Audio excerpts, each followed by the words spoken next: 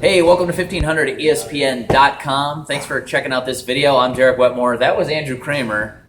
This is Judd Zulgad. Andrew maybe not sticking around, but we certainly will to talk. Meet the Mets song. No, Mets song. I think the Mets. I think that's for another day. Mets stand up. Okay.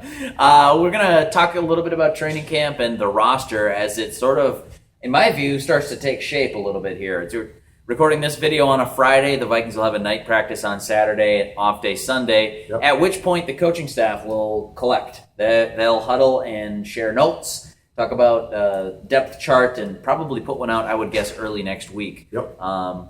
We jumped the gun on that a little bit. We put up a depth chart. You talked about the position battles on 1500ESPN.com. Right. I rampantly speculated about the 53-man roster. I think it's excellent. I think we've got it all figured out. It's not hard to do, to be honest. They will have some difficult decisions this year, and we can talk about that on this video. Sure. But you mentioned the position battles that are left. How many, and which is the most intriguing? Well, the offensive line was supposed to be center, right guard, right tackle. Right guard and right tackle are basically done. Because of injuries and Yes, retirement. and retirement. So John Sullivan, Joe Berger at center is a battle. These guys seem to be rotating first team every other day. Sure. Reality is, if you look at John Sullivan's pay, if that back holds up, he wins the job. He wins the job because of how much he makes. He wins the job because he was the starter previously before having 2 back surgeries last season, which cost him the entire year.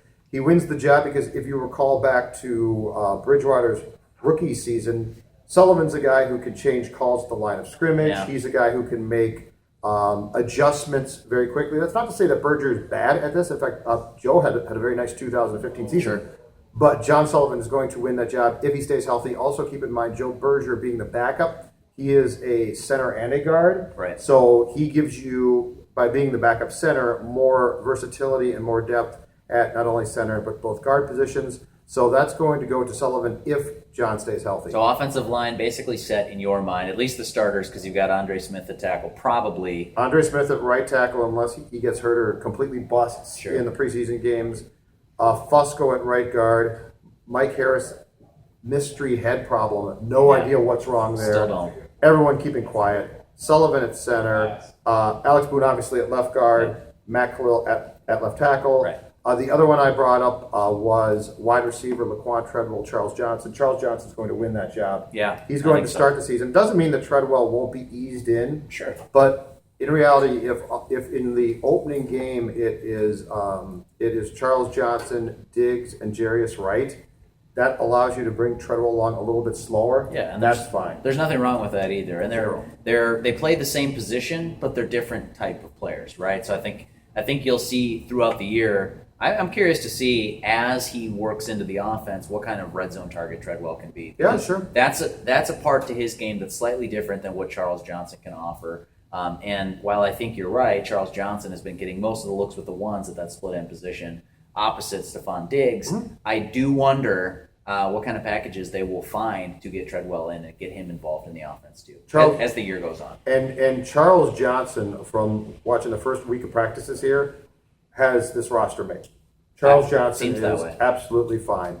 So he'll make the roster. The other position battle, which is, I don't know if it's a battle right now, but it will become interesting as the season progresses. Terrence Newman, Trey Waynes at cornerback. Sure, yeah. Newman turns 38 years of age on September 4th. Started all 16 games last year, plus the playoff game. He knows Zimmer's defense inside out. He is a safety blanket. Trey Waynes, however, was a first-round pick a year ago. I think if the Vikings had their druthers, Trey Waynes would ease his way in, and by, let's say, week 5 or 6, might take over the starting job. But if Newman stays healthy through the preseason, Derek, I will be shocked if he doesn't start in week 1. Well, and I think I'll extend that statement. Agree with what you're saying, but I would say if the Vikings truly had their druthers, Trey Waynes would make it not a competition and would win that job outright. Would start opposite Xavier Rhodes. Except for the fact that Mike Zimmer holds his cornerbacks to such a high level. I mean, every other position, I think, Zimmer clearly wants the best for. But his understanding and the fact that he's a cornerback whisperer of sorts, I don't know. I mean, they would love to see Waynes flat out be outstanding. But Zimmer can pick that position apart so thoroughly So, but yes, at some point, I think at some point this season, if Trey Waynes is not starting, if we're into week 8, week 9, week 12, Start to wonder. that's a disappointment. Yeah.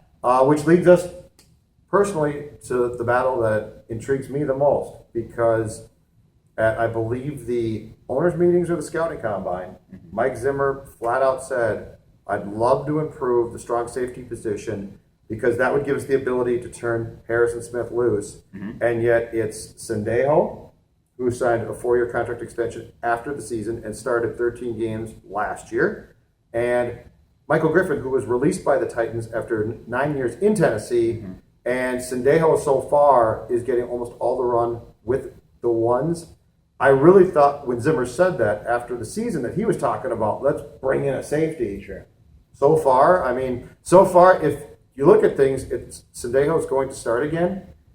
I wonder, in all candidness, how much that excites the head coach. Sure. Yeah, absolutely. I think the way you could interpret it, if you're being Pollyanna about it, is that he wanted to see Sendejo improve, or whoever takes that position and make it better. To your point, Harrison's good in the box. He's good on the line. You can send him on the blitz. He can be a run defender, or he can be the guy at the back end in coverage, defending. Harrison Smith can basically do everything. Yes. So then the question becomes, all right, how do we pair someone with his skills? Zimmer, in a small media session the other day, mentioned Anthony Harris is probably the safest. He mentioned Andrew Sendejo is one of the smartest and knows the system, and of course he's got experience playing next to Smith. Rookie like Jaron Kearse intrigues me with his athleticism and the fact that he's 6'4", but you don't see that very often. He looks the part, you're right. Yeah, but I think he probably starts the season on the practice squad. I think he's probably got some things to learn. And then, you're trying to figure out not only, I think the question comes down to this, don't you? Not who's the best safety in a vacuum. It's who plays best next to Harrison Smith. Yes. I think the question becomes, who can the Vikings trust the most? Because if Zimmer had his druthers, I think he would turn Smith completely loose. I think if this worked the way that the Vikings would like, Anthony Barr and Harrison Smith would be matchup nightmares who defenses couldn't predict where they might be snap to snap. And I would say if there's one position that the Vikings didn't really address, strong safety. Yeah. I mean, that's the one where I think if you gave Zimmer truth serum and just said, tell me what you would like, the guy he would drop for you probably is not on this roster, or certainly if he is on this roster, is not prepared to start at this point. Sure. So the battles you're watching, center, wide receiver, the split end spot. Strong safety, and then what am I missing? That corner? Corner, yes. The corner, which will be a transition, I think. Sure. More than a battle itself. Yeah. Who are you watching? You won't be at the Saturday night practice. Yeah, so I'm going to have to take that back because I'll be at the golf course tomorrow morning with Patrick Rice. Okay, well, I was going to say, who should we have our eyes on that needs to impress to make this team? But there's not really anybody that I say is like, on the outside looking in that I would say, oh, big splash performance. I think in fairness, that's more of a question for preseason game 3 or possibly Number 4, 3, probably. Yeah. Okay, guys that are fringe roster. Yeah, I mean, we in watching practices for the past week, I think, Derek, that we start to get an idea of where things are going. Where they think. But as far as the bottom of the roster guys, I think we're still a couple weeks away from that. And there's some guys who have certainly or could potentially help themselves. But we also got to go through exhibition games, practices, and so I think we won't have an idea about the bottom of the roster truly until probably the third preseason game, and that will then go into the 4th preseason game. Yeah, and you're clinging to the idea that Peterson needs to play preseason game number 3. I'm clinging to the idea of I would play him for a few snaps because I don't think you could tell Bridgewater, this is your offense, you're the most important piece here, and then say, but you know what we're not going to do? We're not going to play Peterson at all. Sure. I'm not saying that in preseason game 3 he should play a half. I'm saying a series or 2. Yeah. And so let them work together. Well, right. And the fan base, I think, and lots of folks will come back and say, well, he could tear a knee up. Well, he could tear, and yes, he could. He could do that biking to the dorm. But I don't see how you sell Teddy on. Yeah. This is your baby, and then say, but we're not going to give you this very important player to play with because we're still very concerned about Yeah. them. Well, It just seems weird to me. I think they saw what happened last year. Yes. Right. So I think you want to avoid that if at all possible. And hey, week one was solely on the coaching staff. Sure. I mean, Peterson, the fact that Bridgewater and Peterson couldn't coexist in that game well together, and that their skill set was different, was on them as well. But the coaching staff allowed themselves to get through an entire training camp and 4 preseason games, Right. and in retrospect, had no idea of how to meld those two together, and that's on coaching. That's not on players. Sure. And a team with higher expectations, I think the San Francisco game can't happen Exactly. this year. Big one. He's Judd Zolgad. I'm Derek Wetmore. If you like this video, check out the Purple Podcast that Judd did today with Ben Gessling. 53-man roster too, right? Live. Yes, that's true. That's on the website. 53-man roster. This man is baseball, football. Live Purple Podcast. I'm telling you who's on the roster. We've got it all figured out at Can't wait to put my 1500 glasses on ESPN. and read this when I get home. We've got it all figured out at 1500ESPN.com. So thank you for watching this video. Till next time, signing out. We'll see you later.